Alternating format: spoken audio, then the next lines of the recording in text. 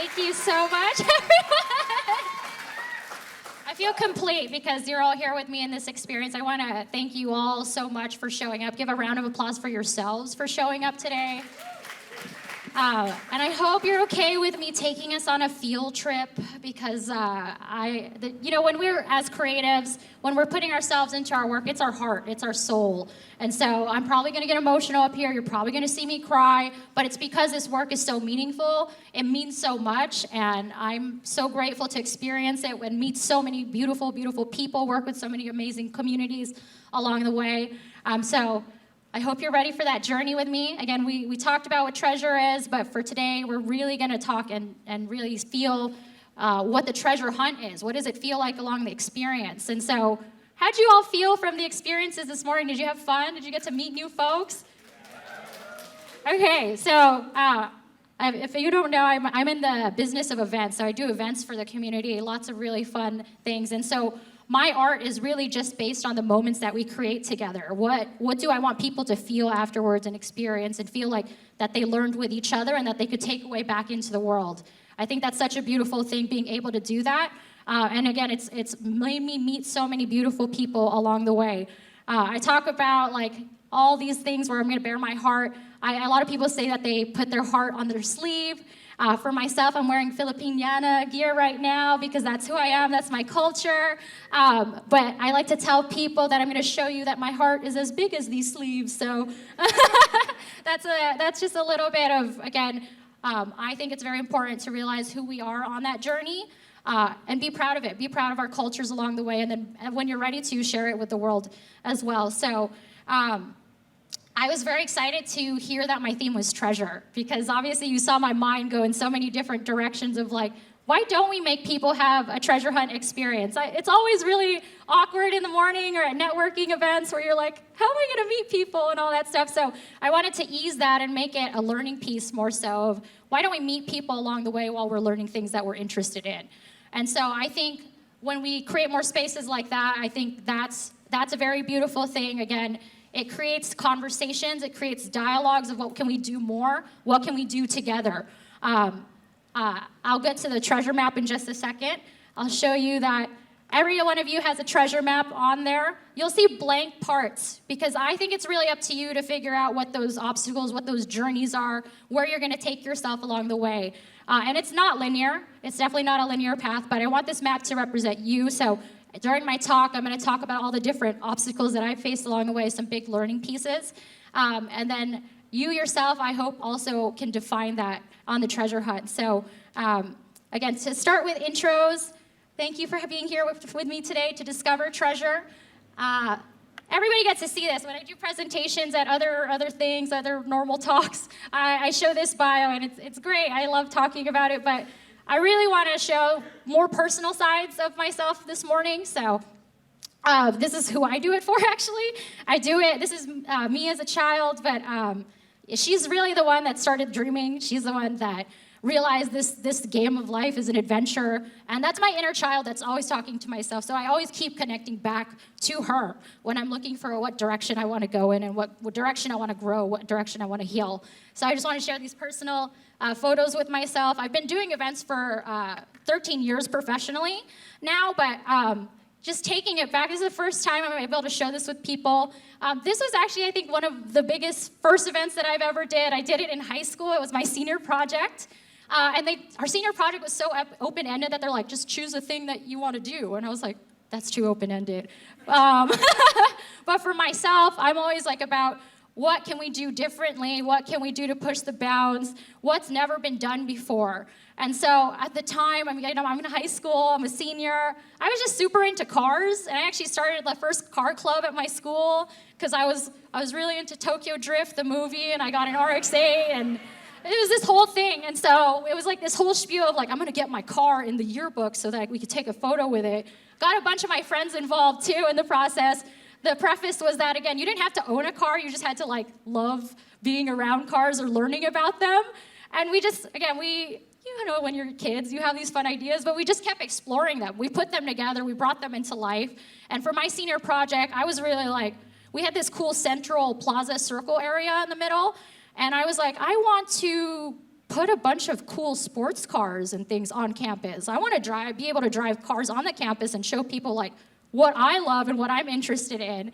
And so I set off on that. I started reaching out to car clubs in high school. I'm like, hey, would you be open to driving on campus? I got approval from the administration first, and that was probably the biggest hurdle.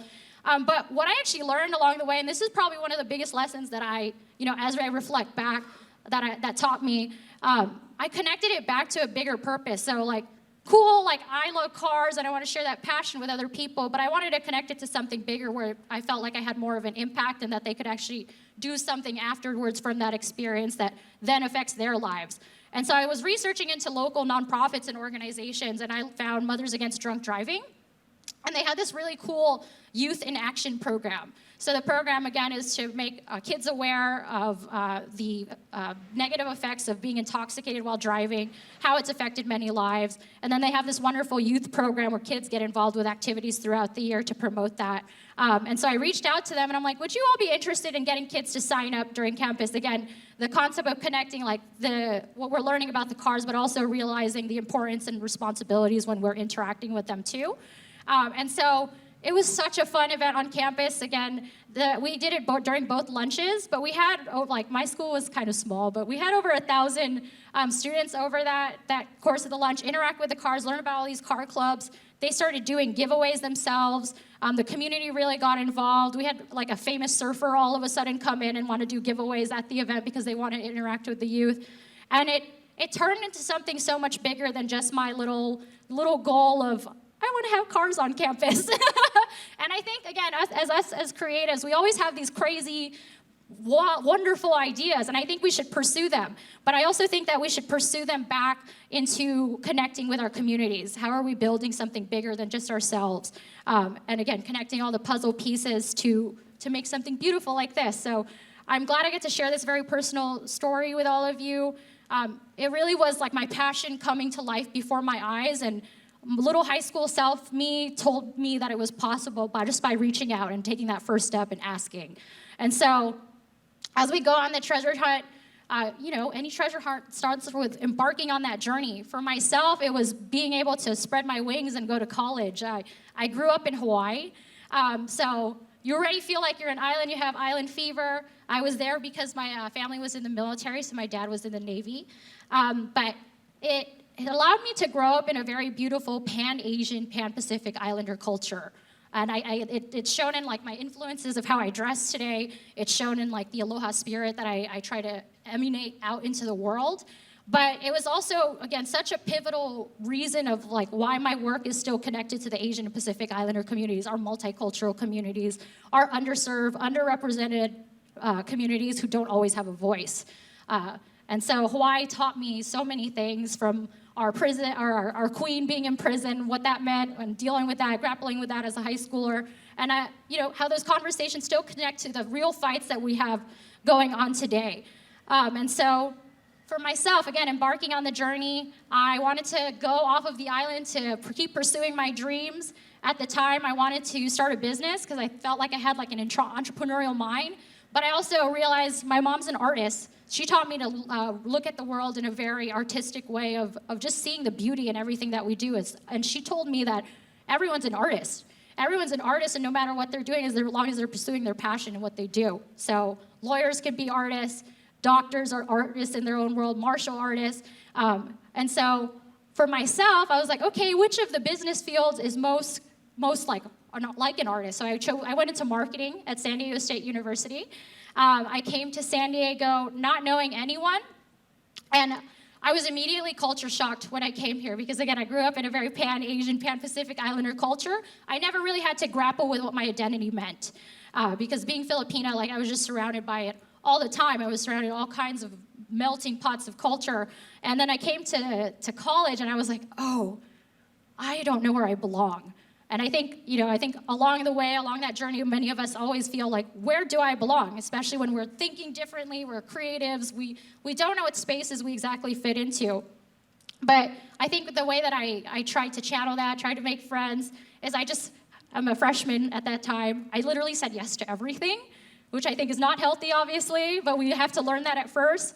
But I said yes to all these different clubs. I went to all kinds of different organizations, to like American Marketing Association, to some of the sororities, to what really resonated with me actually ended up becoming the Andres Bonifacio Samahan, which is our Filipino cultural organization on campus. Yeah, you're cheering with me. And so I felt at home because they had shared values with me. They had shared values of building with each other, building friendships, building families. There was a family mentorship program, so we had a Kuya Ate Auding program, and Auding is our like little siblings, so kind of like the big brother, big sister. And I had my own. I made my own family that way.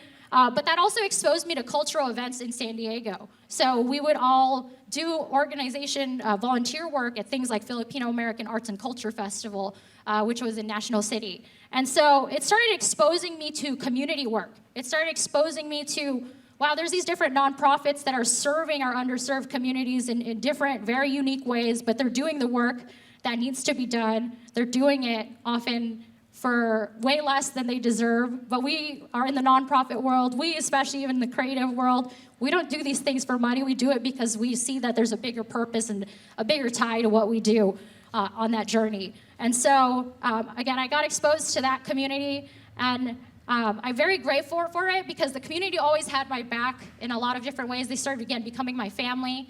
But it felt good to just give back in our communities when we're volunteering, realizing that when we bring together people in these spaces, when we give communities a platform who don't always get a platform to shine and be represented, you can see beautiful things come from it. You can feel represented, and then it allows people to understand where they're coming from. And I think that's, again, what continues to impact and shape my work today. Along the way, I found a mentor in the community that I found out was doing event organizing. And again, at the time, I was a marketing major. I thought that was my path.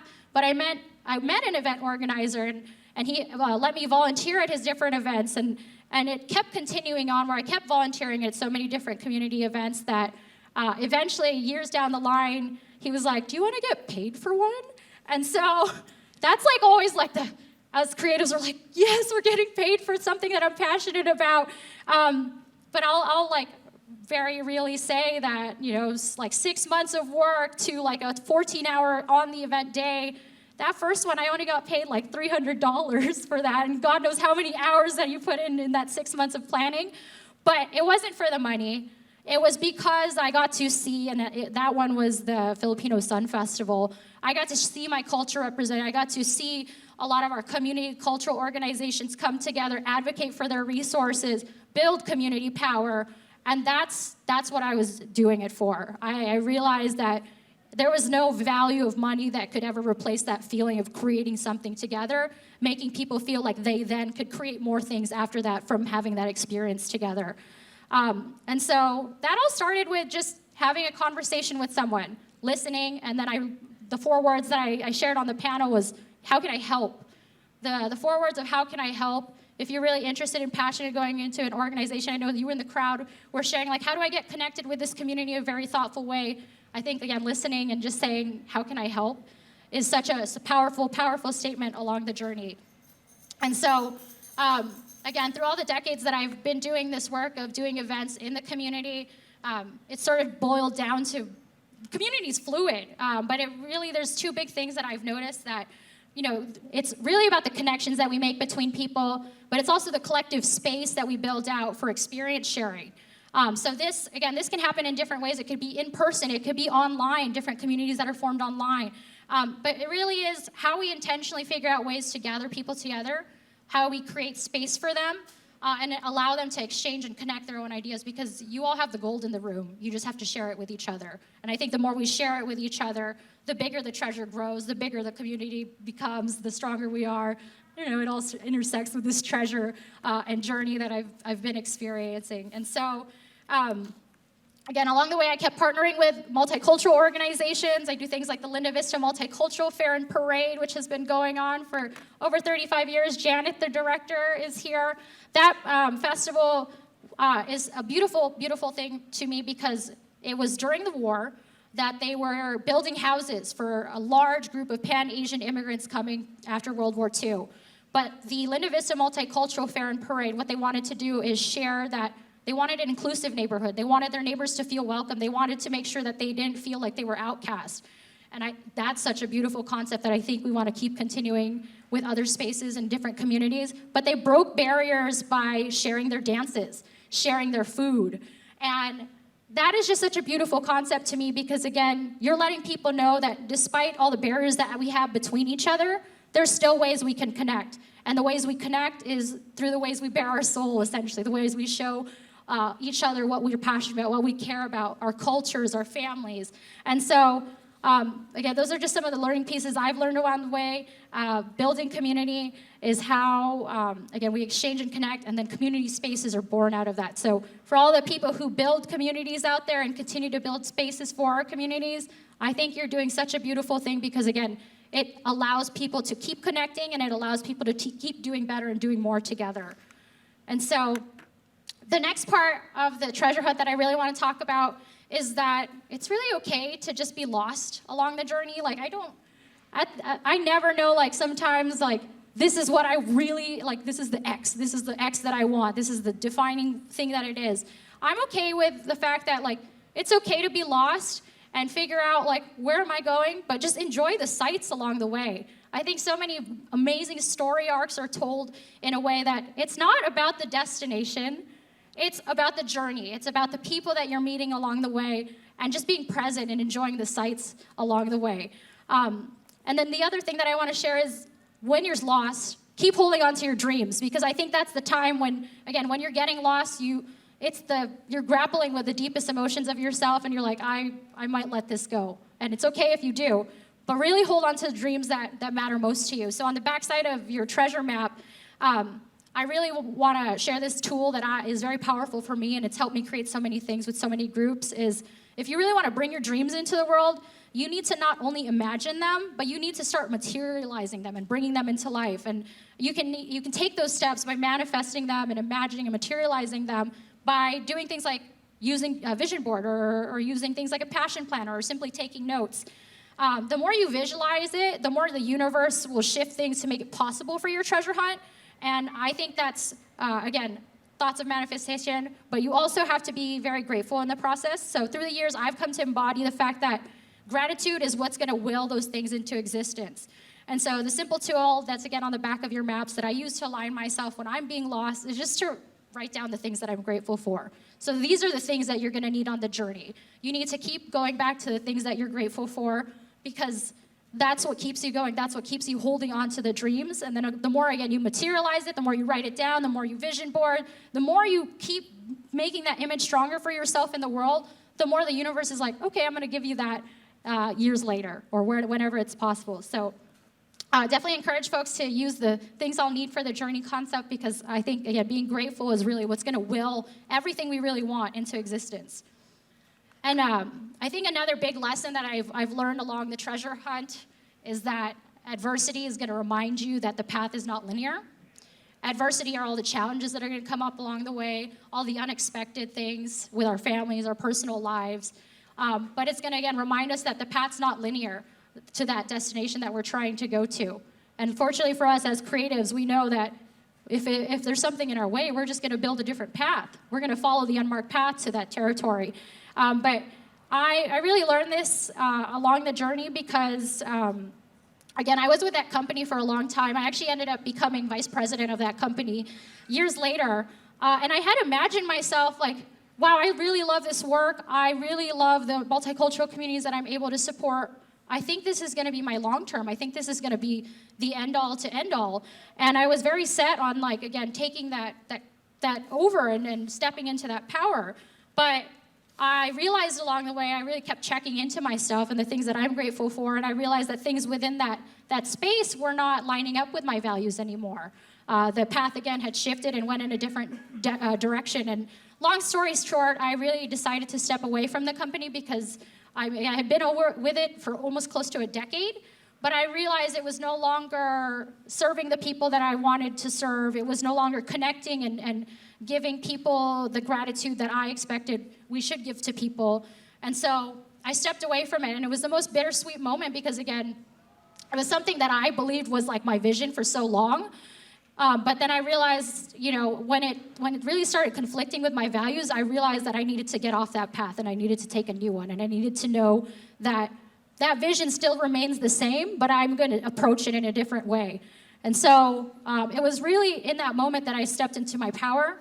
The universe moved mountains, essentially, for me, based on my gratitude, and it connected with me at that time to the Asian Business Association, who I do work with.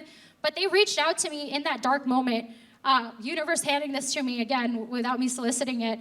And it reached out to me saying that, they appreciated how I built with communities through events. They wanted me to come work with them, and they wanted me to help build those experiences with more folks. And so, again, I think the universe only handed that to me because I had remembered to be grateful along the way. I had remembered to put these things into existence, still hold on to that dream, still hold on to that vision. But, again, adversity told me right then and there that the path's not linear. You have to take and move and be ready for the next way to get to that vision. And so the other bigger compliment during that year, too, is the city of San Diego reached out to me to do December nights. So for everyone that's been to that one, that's a big, giant event. That's over 300,000 folks at the event.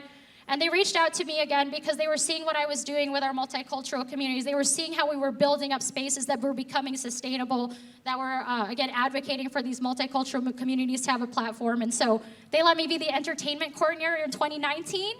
We know what happens in 2020. I'm going to talk about that soon. But in 2020 and 2021, I did the first drive-through experiences for Taste of December Nights, which was madness. That was over 10,000 cars in a space. And we did that, and then we returned last year. So it was just a compliment. Again, if you keep steadfast on your journey, keep your vision alive, but just realize that you're going to go on different paths when adversity comes to your door. You're going to be okay, because it's okay to be lost again on the journey, but just keep remembering all the things you're grateful for and what's going to really manifest it into existence.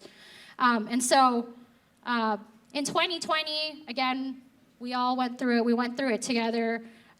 We went through that grief, that experience together. We saw the world shift. And from my perspective, again, I work with a lot of the Asian and Pacific Islander communities. It was towards the beginning of Lunar New Year, and for those of you who don't know, Lunar New Year is such a huge celebration for so many of our friends and family to come together. It's such a large time for our community, and I work with the Convoy District, which we mentioned earlier, but we were talking to our Convoy District during that time. We were seeing that the businesses were seeing a large decline. People were canceling. People were almost being scared to go to our businesses. And so at the time, we were grappling with this misattributed fear of our Asian community that the virus was related to them. And so, again, very hurtful to see, because, again, these Pan-Asian, Pan-Pacific Islander business owners who built up their lives in this neighborhood, we're seeing people be fearful of them. And it hurt.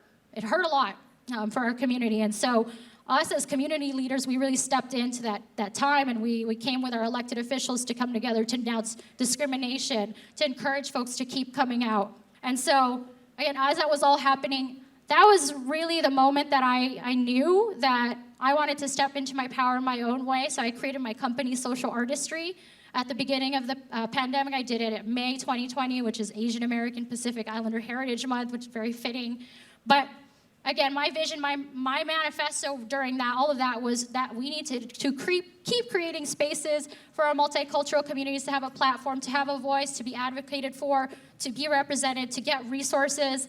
And that's really the meaning behind social artistry, the concept of me taking my art, which I think is creating events or creating spaces for people to come together.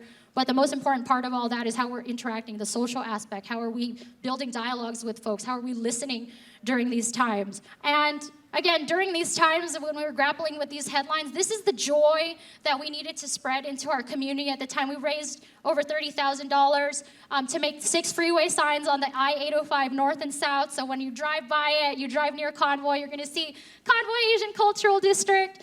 And this actually was unveiled on my birthday last year. And so it was such a weird, surreal feeling, because it felt like the gift that I was doing with the community was me really having a home in our community and getting to see what we've built through such a short amount of time. And so, again, it's such a powerful feeling. It's the joy we needed during the time. And it also shows how much we're going to continue doing and keep bringing people to the neighborhood, how we're going to keep working at this. And that brings me to the next slide, which, again, these are just some of the things that I've been able to do in the couple of years alone with social artistry. During the pandemic, we did this crazy thing where we did a 12-hour live stream called SD and Me. But what we did is we highlighted different neighborhoods and social justice initiatives. So at the time, they had a mural that was going up on the famous Peking Cafe. And so I'd be happy to share that interview December nights. This is such a secret, but it's also open. But the convoy is finally getting a gateway sign. And so it's...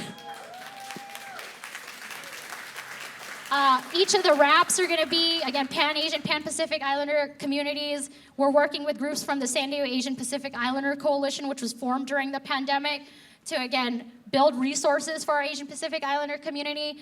And why is this important? It's important because we have representation. It's representing all, again, the voices of underserved communities that always don't get access to these resources.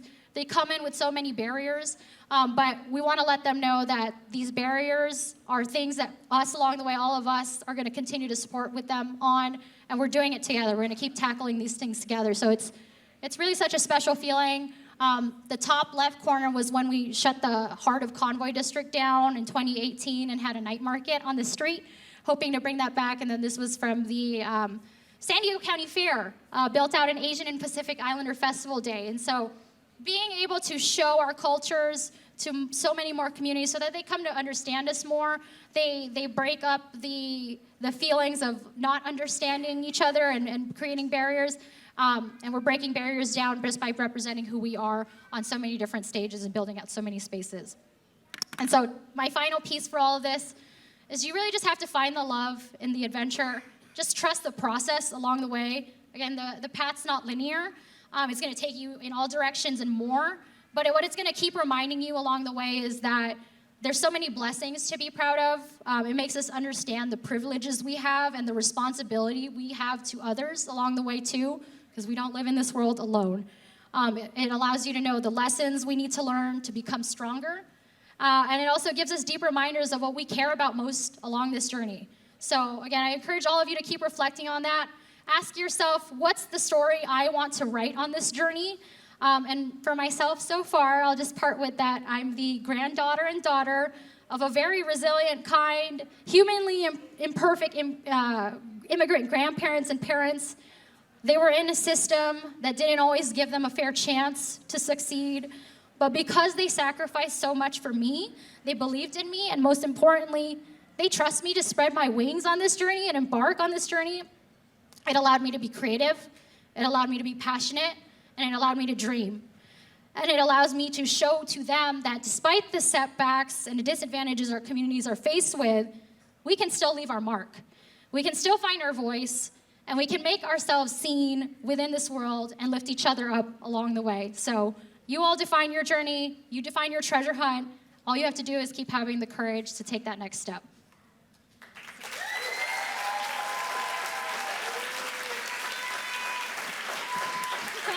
So again, this whole thing has really, it's felt like a dream. I'm grateful to be doing these things. And my favorite moments are when we materialize them and bring these dreams into reality.